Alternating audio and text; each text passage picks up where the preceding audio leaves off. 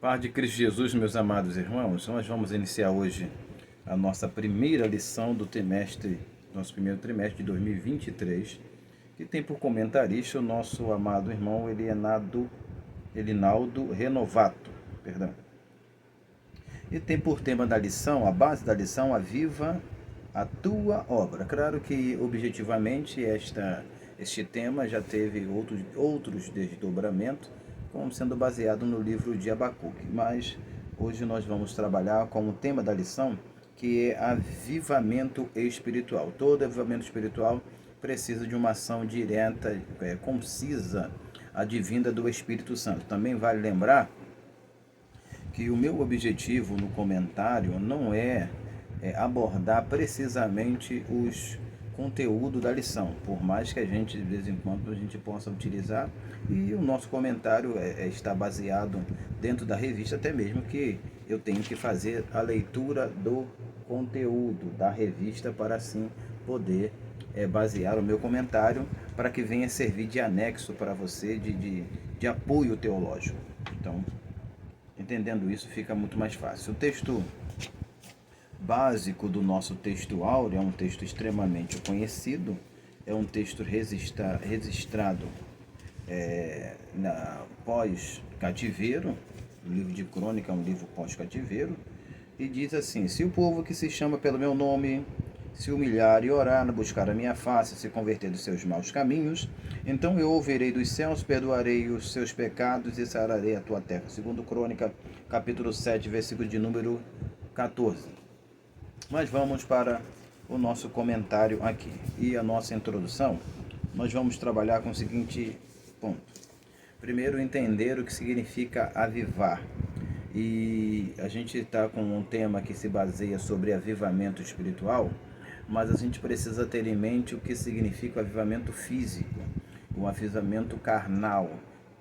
Quando a gente fala de avivamento, a gente tem que lembrar de que é um reavivamento de uma coisa que está morta, uma coisa que perdeu a vida, que perdeu a existência, que está inerte diante de uma situação e não tem mais o vigor físico, ou seja, a ausência do Espírito. Porque quando nós lemos em Gênesis capítulo 2, versículo 7, quando o Espírito, o Senhor sopra o Espírito dentro do homem, sufra o Espírito dentro do homem, ali o homem passa a ser alma vivente, ali ele passa a viver, ele passa a ter vida e passa a ter existência. Então a ausência do Espírito vai causar a não existência do homem, a não existência da espiritualidade. Vamos dizer assim, com guisa de introdução. Mas vamos para a leitura e assim a gente vai comentando alguns pontos. Avivar é pegar algo que está morto e fazer reviver. Está morto, você pega e faz reviver. Avivamento é um ato de Deus, mas de necessidade humana. Ou seja, quem faz o avivamento, quem torna a viver da vida, é o Espírito Santo, é Deus. É Ele que tem esse poder, essa autoridade para fazer. Mas a necessidade de ser avivado ou de ter vida, essa necessidade é humana, passa pela necessidade humana, um homem que precisa desse manifestar de Deus. A ausência de um avivamento, que significa vida, avivamento, reviver, vida, é a ausência do espírito de vida. Então você pode ler em Salmo de número 104, versículo de número 29, que vai dizer simplesmente que quando Deus tira o espírito do homem, o homem morre e volta ao pó. Como diz também Eclesiastes 12, 7. O espírito volta a Deus que o deu. Que vai energizar o corpo para as suas funções. Ou seja, o espírito entra no corpo para energizar, trazer as funções, as vitalidades necessárias para o corpo funcionar e o homem dizer que está vivo. Sem a presença do Espírito, não existe vitalidade.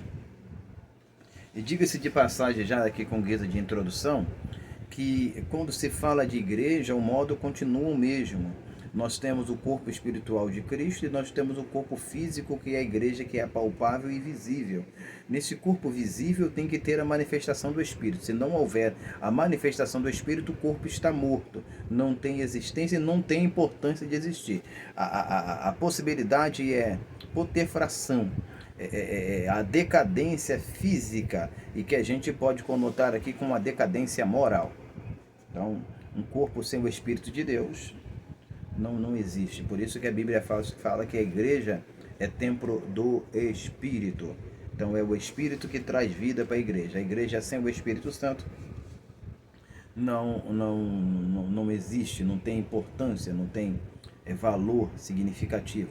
Por isso que a Bíblia vai exclusivamente em 1 Tessalonicenses, capítulo 5, versículo de número 19, diz o seguinte: não extingais o Espírito. Ou seja, não apagueis o Espírito. Quando você extingue o Espírito, quando você apaga o Espírito, você entristece o Espírito, como diz Efésios capítulo 4, versículo 30, que é a qual nós estamos selados para o dia da redenção. Automaticamente você vai morrendo, mesmo sem perceber. Guarde o termo sem perceber. Há pessoas mortas que não estão percebendo que estão mortas, espiritualmente assim falando. Então, o que vai energizar o corpo para as suas funções? As causas do avivamento. Aí agora a gente vai trabalhar e para os pontos que separamos aqui bem rápido, que são as causas do avivamento e o que leva ao precisar do avivamento. Ou seja, o que vai causar o avivamento? O que vai fazer precisar na igreja o avivamento? Primeiro, antes de entrar no ponto aqui, o que vai fazer precisar o avivamento é algo estar morto. Porque se algo está vivo, não tem necessidade de ser reavivado, de ser reanimado, fortificado. Não tem. Há uma causa importante de nós citarmos aqui, como guisa de passagem, que quando Davi lançou a pedra na cabeça do gigante, a Bíblia diz que ele caiu e morreu. Esse símbolo de morrer, vai ter duas vezes o termo morrer ali, depois você olha. E na realidade ele estava moribundo, ou seja, o Golias, ele ia morrer, ele já estava para morrer. Então Davi vai lá e corta a cabeça dele e consuma a sua morte ali. Mas há crentes hoje vivendo moribundamente, ou seja, estão semi-mortos, estão prestes a morrer. O tempo está passando, eles estão caminhando para a morte, ao invés de estarem caminhando para a vida. Então, a causa do avivamento, a morte. Toda a morte vai ser a causa do avivamento, que vai opostamente elucidar a necessidade de um avivamento espiritual, e conotando basicamente com um avivamento físico, moral, intelectual e assim por diante. Então, o primeiro ponto é morte em vida. Morte em vida, como a gente já falou de moribundo aqui.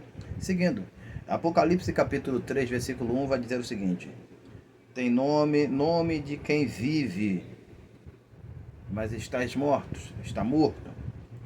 Tem uma versão que diz: você tem fama de estar vivo, mas está morto.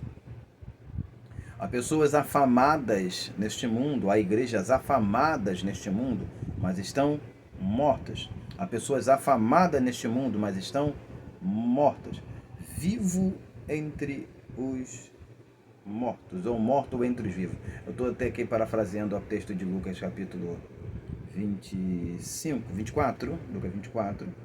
A gente pode dar uma olhada aqui rapidamente, aproveitar que eu estou com a Bíblia aqui, que ele utiliza o texto falando sobre Jesus, que é Lucas capítulo 24, versículo de número 5, que diz assim: então, estando elas muito atemorizadas e baixando o rosto para o chão, eles lhe disseram: por que buscais o vivente entre os mortos? Então o texto aqui está falando do vivente entre os mortos. No caso aqui, a gente pode aplicar mortos entre os viventes. Há pessoas que estão em nosso meio, mas estão mortas espiritualmente, intelectualmente, moralmente, em todos os sentidos elas estão mortas. E espiritualmente não tem a graça de Deus, porque o texto bíblico ele vai nos elucidar que aquele que crê em Jesus, ainda que esteja morto, viverá.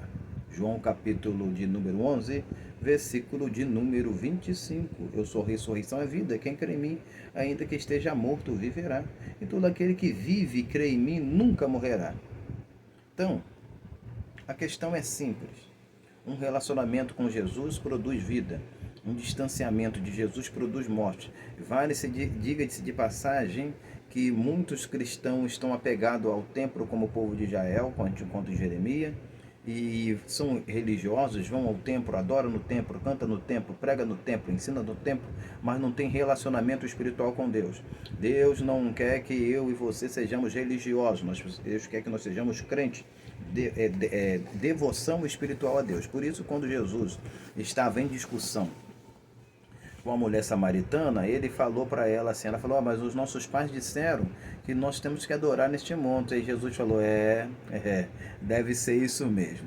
Então a questão, Jesus falou assim, nem aqui nem lá, os verdadeiros adoradores, e é isso que o Pai está procurando, adorarão ou adoram o Pai em espírito e em verdade. Guardem espírito em verdade. Espírito, a Bíblia diz em João capítulo 3, versículo 8, assopra onde quer e ouve a sua voz. Guarde isso. Você vai entender quando eu chegar na parte final da conclusão aqui. Então, o adorador, ele não está dependendo de lugar. O que move o seu coração é a adoração. Então ele adora em qualquer lugar. Os verdadeiros adoradores adoram o Pai em espírito e em verdade. Então, tem nome de que vive, mas está morto. Eu posso até parafrasear o versículo dizendo o seguinte: você tem nome no meio dos viventes, tem fama no meio dos viventes, mas está morto. Para Deus, você está morto. Para Deus, você está morto. Segundo, parte 1, ainda nosso primeiro tópico do meu comentário, o subtópico parte A, que nós vamos citar o seguinte: as tolerâncias a ensinos errados, o que vai trazer a mortificação dentro da igreja, tolerância a ensinos errados. Mas como que vai não tolerar, um pastor não vai tolerar certos ensinos? Estou me baseando em Apocalipse capítulo 2, versículo 20, porque quando o apóstolo fala o seguinte: tem contra ti que tolera Jezabel, mulher que se diz profetiza, que ensina e engana os meus servos a se prostituírem e caminharem pelo caminho da idolatria. Então, para se evitar essa mortificação moral que vem através de ensino, de condutas que não proporcionam crescimento espiritual na casa de Deus, tem que ter um conhecimento da palavra. Mas eu não estou falando de conhecimento da palavra, deixa eu pegar minha Bíblia aqui, que envolva a letra, mas que envolva a comunhão com Deus, como Espírito Santo, que envolva a intimidade com o Espírito Santo, porque a Bíblia é muito clara, e eu estava lendo isso ontem, que o Espírito Santo ensinará, vos guiará em todas as coisas, vos lembrará todas as coisas.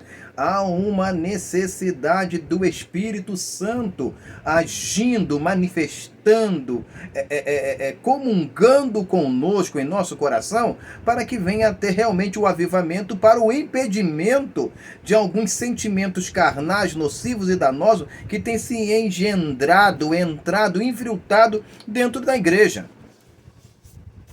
Mas sem espiritualidade, sem a vida do Espírito, sem um renovo espiritual, não tem como evitar certo tipo de engano, certo tipo de manifestações satânicas, eu posso dizer assim, dentro da igreja, que está tão familiarizada com os membros, que eles agora não têm mais um sentimento de repúdio com essas manifestações. Se fazem revistas ensinando sobre os assuntos, falando que tem que se buscar a espiritualidade, mas na realidade, na prática, isso não existe, porque para se existir, eu, pastor Manuel Conceição Maia Júnior, tenho que anular as minhas vontades, os meus pensamentos, os meus desejos, as minhas vaidades, para deixar o Espírito de Deus agir e se manifestar e fazer. Só que eu quero que as coisas aconteçam em conformidade com o meu querer. O comentarista ele colocou um versículo seguinte, que se eu der vazão, ele está citando um salmo, ou lugar, a minha iniquidade, o Espírito de Deus não pode agir. Foi o que ele citou aqui na lição. Então, se eu deixar as minhas vontades, os meus pensamentos, dominarem o meu coração, o meu querer, a vontade de Deus não vai prevalecer na minha vida. Eu não posso dar lugar aos meus sentimentos. Eu não posso dar lugar ao meu coração. Porque o meu coração, ele sempre vai caminhar para aquilo que é contrário à vontade de Deus. Vai sempre caminhar para aquilo que é prejudicial a mim e à obra do Senhor. Achei referência aqui. Se eu atender a iniquidade do meu coração, o Senhor não me ouvirá. E você sabe que o texto áureo ele está baseado sobre oração. Avivamento acontece através de oração. Mas vamos lá. Então, eu tenho que se anular. Eu tenho que deixar Deus agir para que profecias enganosas, ensinos enganosos, prostituição, quando se fala de prostituição, parece assim, poxa, numa igreja, prostituição, existe prostituição espiritual, tá? Porque a Bíblia está repleta nisso no Antigo Testamento, nos profetas menores, prostituição espiritual. Vou dar só um exemplo de um livro, o livro do profeta Joel, trata sobre prostituição espiritual, quando você adora a Deus, mas se prostitui com outros deuses, com outros modos, e idolatria. Mas não nos cabe determos muito tempo aqui. Segundo ponto.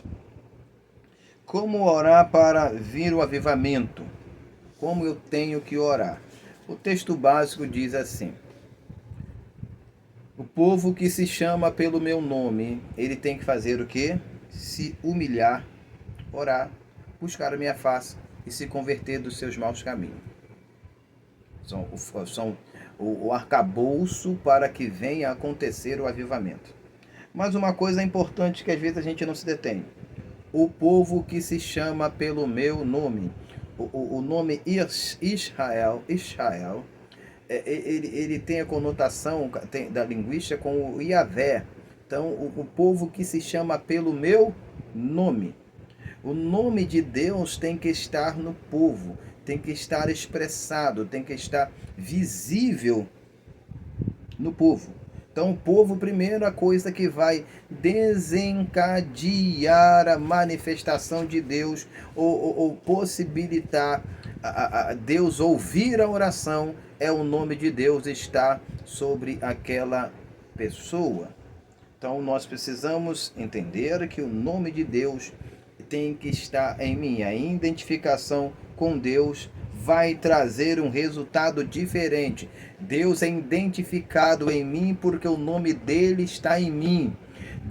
Quando Deus, o povo, o mundo, as pessoas que estão ao redor, olha para a minha vida e olha para a sua vida, tem que ver Jesus em você e em mim, tem que ver o nome de Deus em nós. Antes de seguir, deixa eu só você prestar atenção numa coisa. A Bíblia diz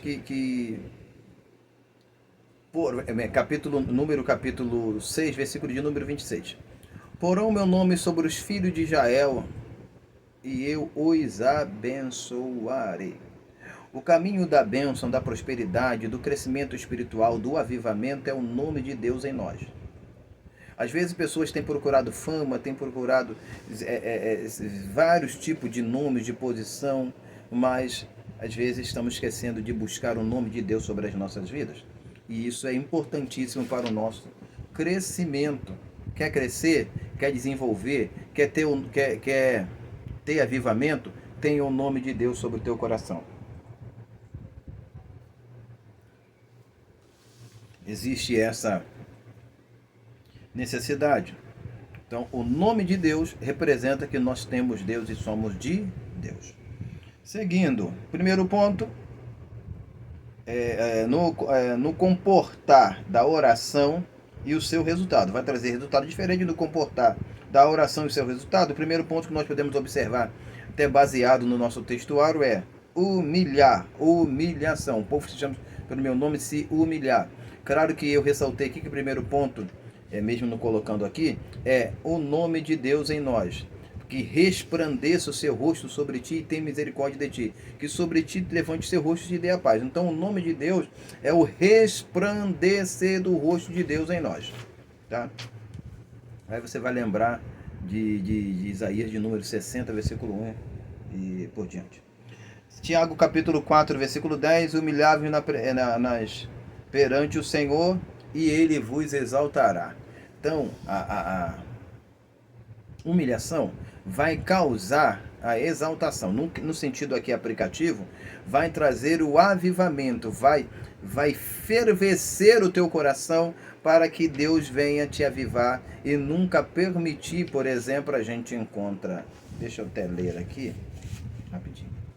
Salmo de número 16. Me lembrei agora. Então a gente rapidamente pode fazer a leitura. Diz assim, Salmo de número 16, versículo 10. Pois não deixará a minha alma no inferno, nem permitirá que o teu santo veja a corrupção. Far-me a vereda da vida, na tua presença a delícia perpétua. Presença aqui pode representar na tua face. Na tua presença a abundância de alegria, perdão, e a tua mão direita a delícia perpétua.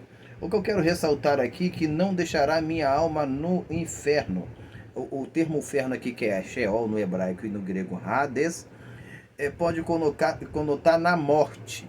Então, Deus, você tem que estar sempre orando constantemente para que o seu corpo, a sua vida, não possa viver constantemente na morte. Então, como eu me lembrei disso, eu vou só ler, porque isso aqui são informações importantes para que você possa anexar ao seu conteúdo de aula. O cristão, por exemplo, o avivamento, nós como cristão, nós sofremos diariamente mortes. Não estou falando morte espiritual, falando ataques espirituais. E nós temos que, como a gente encontra em Romanos capítulo 6, nós não vamos ler aqui, que nós somos mortos com Cristo, e essa morte é morte diária.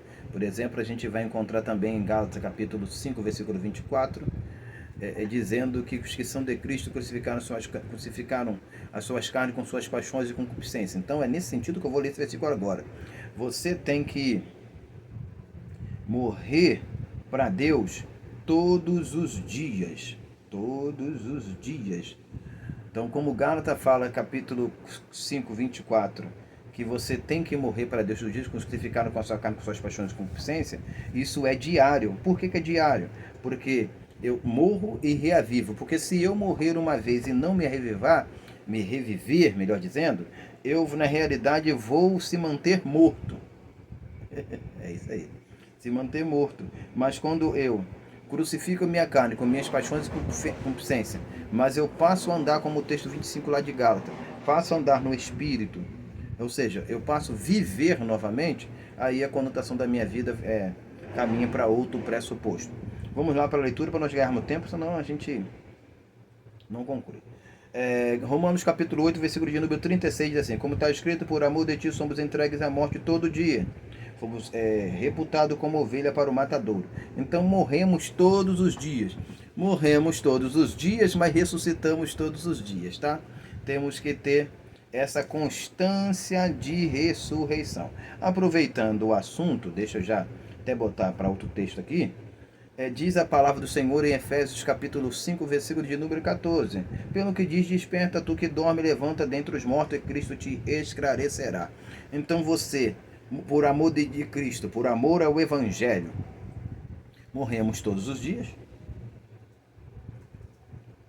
Mas todos os dias nós ouvimos a voz: levanta, desperta tu que dorme, levanta dentre os mortos e Cristo te esclarecerá. Ou seja, somos esclarecidos por Deus, que nos é muito mais importante vivermos do que morrermos ou nos mantivermos em morte.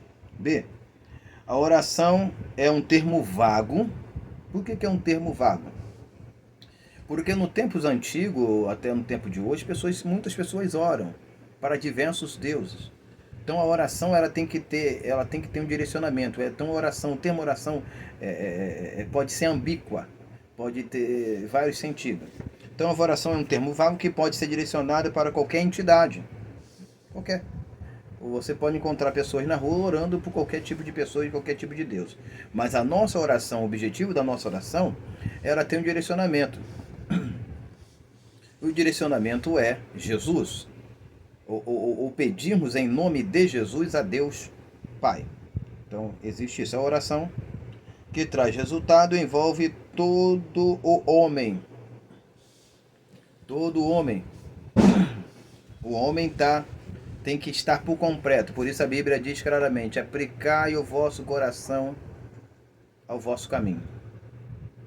Então, aquilo que eu estou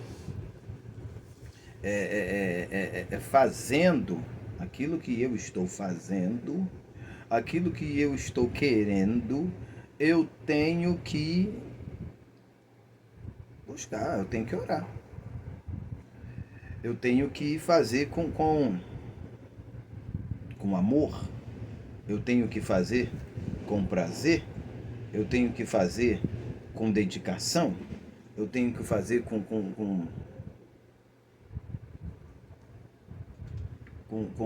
todo entregar da minha alma. Eu estou aqui falando contigo aqui, mas estou pensando no versículo de Eclesiastes capítulo, que eu já citei agora, Eclesiastes capítulo 11, que diz assim: alegra-te, jovem, na tua mocidade, e alegra-se o teu coração nos dias da tua mocidade. Ande pelo caminho do teu coração e pela vista dos teus olhos. Sabe, porém, que todas essas coisas terá Deus a juízo. Então, o homem, ele sofrerá a causa daquilo que ele faz. Tá? A Bíblia diz para andar pelo caminho do teu coração. Por isso que o salmista, ele pediu: cria em mim um coração puro e renova em mim um espírito reto. Porque o coração do homem é sempre enganoso e sempre vai direcionar para o caminho errado. Sempre vai levar para um caminho errado. Quando eu falo aqui que a oração que ele traz resultado envolve um todo, é um todo envolvimento para com Deus, um todo relacionamento para com Deus. Por isso que Paulo falou: não vivo, Gálatas capítulo 2, versículo 20, não vivo mais eu, mas Cristo vive em mim.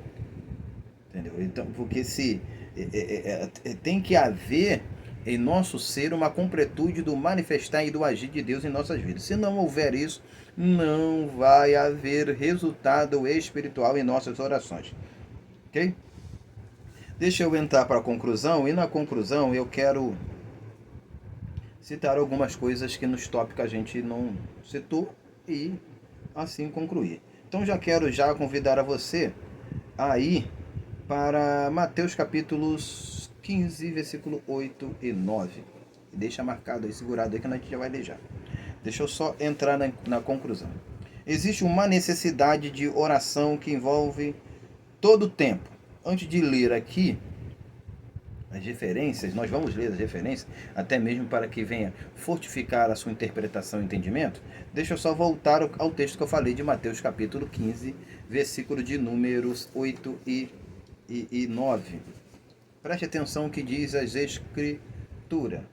Esse povo, isso está baseado também em Isaías capítulo 29, versículo 13. Mas nós não vamos ler Isaías, vamos se deter em Mateus, que cita Isaías. Este povo me honra com os seus lábios, mas o seu coração está longe de mim. Deixa eu primeiro ficar aqui nesse versículo.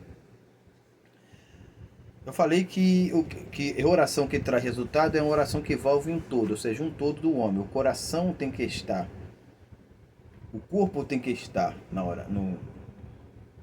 oração, mas a mente tem que estar envolvida na oração. Por exemplo, a Bíblia diz em Romanos capítulo 12, você conhece muito bem, versículo 1, logo pois pela compaixão de Deus, que apresenteis os vossos corpos em sacrifício vivo, santo e agradável a Deus, que é vosso culto racional. Então, a minha oração tem que ser apresentada como sacrifício. Sacrifício de louvor, sacrifício de oração, tudo isso tem que ser apresentado, tudo isso tem que ser lançado diante de Deus. Então tem que ter um todo do homem, não é parte. Eu não sacrifico a minha mão, eu não sacrifico a minha voz quando estou cantando, eu não sacrifico a minha voz quando estou pregando, eu não sacrifico a minha mão quando estou cantando, não. Todos os elementos do meu corpo, toda parte do meu corpo tem que estar ali, participando desse sacrifício apresentado a Deus. Por isso que o salmista vai dizer no Salmo 51, versículo de 16 e 17, que sacrifício eu te daria, mas o que Deus quer é um coração contrito e quebrantado, isso ele não despreza. Então tem que haver um todo, uma participação. Deus não quer um honrar só de lábio. Então por isso, essa associação, nós voltamos aqui em Efésios, que você vai me acompanhar. Efésios capítulo 5, versículo de número 19, eu já citei isso aqui. Diz assim: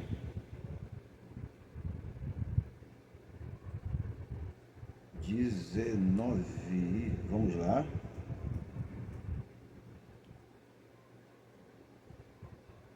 Perdão, botei 19 aqui. O 5:16, perdão. 5:16. Remindo o tempo porque os dias são maus. É isso que eu quero aqui. Remindo o tempo porque os dias são maus. Então, o que tem que ter ou conter em nossas orações? Sabemos gemir o tempo, sabemos utilizar o tempo. O problema hoje é que não se sabe utilizar o tempo da oração. Vou até citar algo que o meu pastor presidente, pastor Caleb de Moura, ele costuma dizer. Eu já citei isso algumas vezes, até dando aula. Quanto vale a sua oração? Às vezes as pessoas gastando muito tempo, e não estou falando contra a isto não, porque oro, gastando muito tempo indo para consagrações, vigílias, mas quando você vê a aplicabilidade daquilo, o resultado daquilo é muito pouco. Conheço pessoas que sobem um monte com frequência ou todos os dias, mas sempre estão perturbados, cheios de problemas espirituais, chegam na igreja vazios, necessitando de coisas. Aí você não diz, não, como que essa pessoa está todo dia no monte, todo dia em consagrações e não tem resultado espiritual, não tem um crescimento espiritual? Porque a oração dele não está valendo de nada, infelizmente é assim. Então qual é o valor da sua oração? Que importância está tendo a tua oração? Às vezes a gente não é o orar muito, mas é o orar consciente e com um todo. Primeiro, remindo o tempo. Se você tem 5 minutos para orar, ocupe esses 5 minutos de oração, mas entregue o seu corpo por inteiro em oração. Se você tem 1 hora para orar, entregue por inteiro essa 1 hora de oração. Se você tem mais do que isso, entregue mais do que isso. Por quê? Elias fez uma oração bem pequena, Deus ouviu, derramou fogo.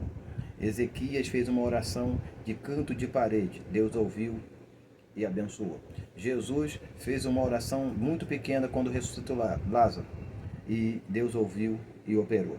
Então, para haver ou existir um resultado eficaz, não é o tempo, mas como a gente utiliza esse tempo, como a gente se aproxima de Deus para apresentar esse tempo.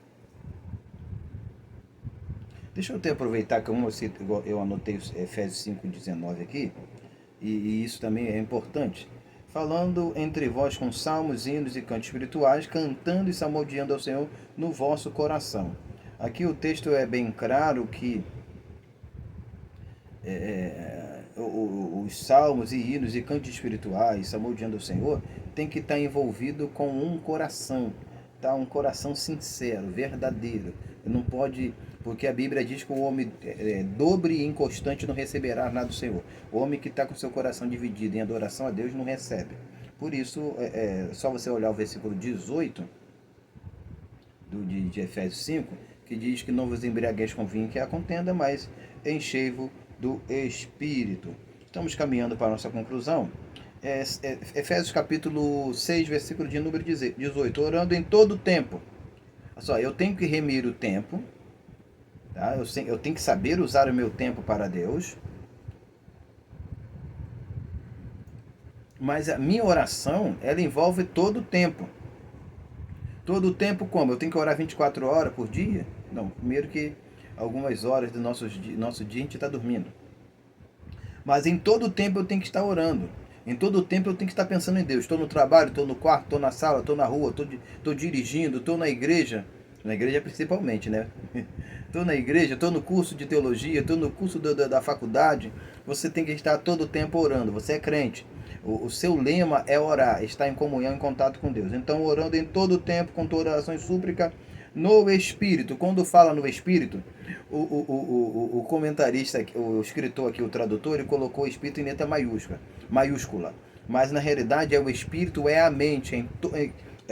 A tradução deveria ser assim: orando em todo o tempo, com toda oração e súplica, na mente. Porque em todo o tempo, não tem ocasião. Como, por exemplo, eu estou lá no meu trabalho e o patrão eu estou em atividade no setor que eu tenho que ficar em silêncio, eu estou lá, glória a Deus, aleluia, louvado seja o nome do Senhor, abençoa a minha vida, Jesus, enche-me do Espírito Santo, derrama os dons espirituais sobre a minha casa, sobre a minha família, Senhor, me dê autoridade para pregar a tua palavra e ensinar a tua palavra. Não tem como, meu filho.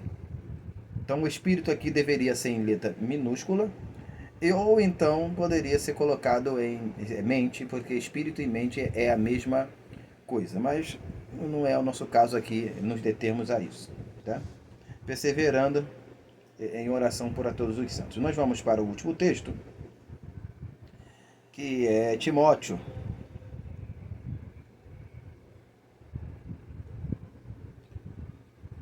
Primeiro Timóteo capítulo 2, versículo de número 8. Quero, pois, que os homens orem em todo lugar, levantando as mãos sem ira e sem contenda. De repente você vai pensar, pô, pastor, não. O senhor falou que não é para orar em voz alta no setor de trabalho, mas o texto aqui falou que ore em todo o tempo, levantando as mãos, ore em todo lugar, levantando as mãos sem ira e sem contenda. No tempo bíblico, há assim uma praticidade, uma liberdade para se fazer isso, por causa da religiosidade que envolvia o reino de Roma na época. Hoje não, a sociedade é outra, então o comportamento tem que ser outro. Mas a aplicação é a mesma. Orar em todo tempo, em todo o lugar, em toda circunstância.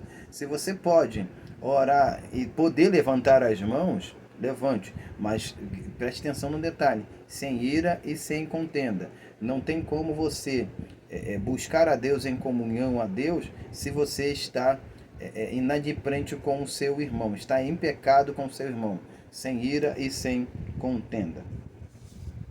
Quero terminar a minha fala aqui citando Ezequiel, capítulo de número 37, versículo 5.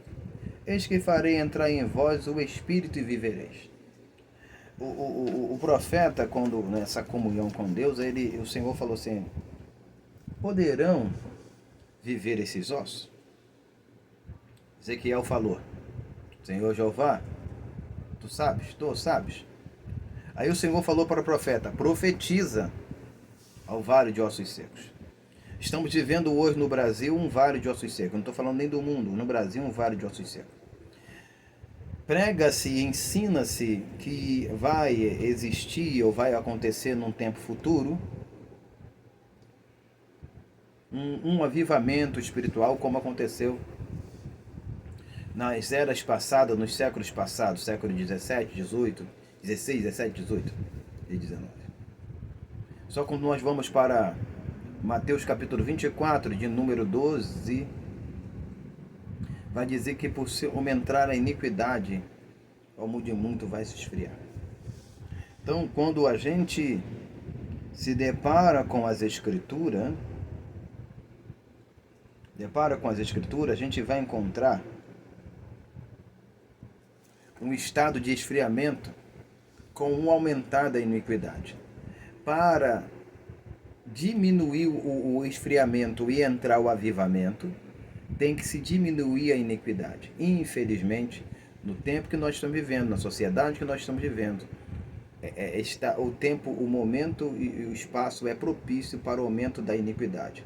Então, vai ter sim inserções de manifestações de avivamentos locais e momentâneos, como Deus levantou os juízes em ocasiões oportunas, mas um avivamento universal, arranque isso de sua cabeça. Entenda uma coisa: o Espírito de Deus há de abençoar a tua vida. Vamos orar e agradecer por esta oportunidade. Senhor Deus, muito obrigado por estarmos aqui glorificando e exaltando o teu nome. Abençoa a aula dos teus servos, essa primeira aula, dando sabedoria e graça a cada professor e a cada aluno. Nos permita iniciarmos esse ano de 2023 debaixo da tua paz e graça. Muito obrigado a Deus, em nome de Jesus. Amém e amém. Um feliz ano novo para todos. Que Deus nos abençoe. Um bom trimestre e um bom início de aula de escola dominical. Que Deus nos abençoe. Amém e amém.